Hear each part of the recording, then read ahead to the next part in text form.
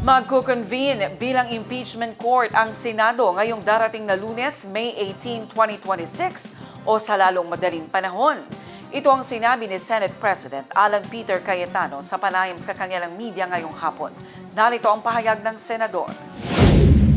So sa Monday, nasa order of business yon. Ibibigay sa rules like any other. Yung majority leader or acting majority leader, kanyang i-represent. No? The likely scenario is we will organize muna the Senate, so may mga committees, take that up.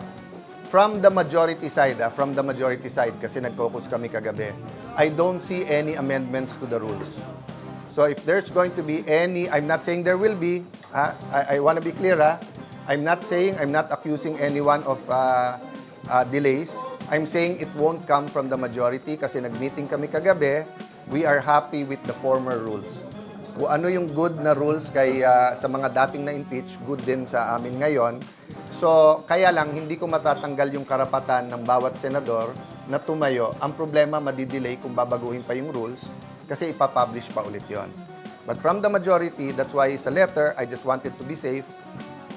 Sinabi ko doon, on Monday or the soonest time or forthwith, no? If everyone agrees on the rule, I do not see any reason why hindi kami makapag-convene sa Monday. So, ano mangyayari pag nag-convene? And then may motion to convene. Ako muna mag-o-oath as presiding officer of the impeachment court. And then yung 23 na senador. After that, our job is to issue the summons. Okay? And then from that time on, pag sumagot na, di ba, aandar na yung process. I'll brief you more about the process later on. And probably, kung hindi Monday mismo or Tuesday, we will have a caucus para yung calendar. So the biggest issue for me is the balancing between the legislative work given the mga crisis na humaharap. Kung maganda takbo ng ekonomiya and we don't need any urgent legislation, pwedeng mag 90-95% sa impeachment court. Unless nga sabi ng mga senador, pwede pa rin, bilisan na lang. But you know, madaling yung sarili mo lang inasahan mo. Halimbawa, Alan, bilisan mo sa pagpunta ng Senate.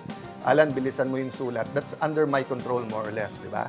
But when you say it's a trial, you cannot stop both sides from presenting the number of witnesses na gusto nilang sabihin. So, madaling sabihin, bilisan, at madaling sabihin, it will finish by this month or that month. But all of those will be approximations.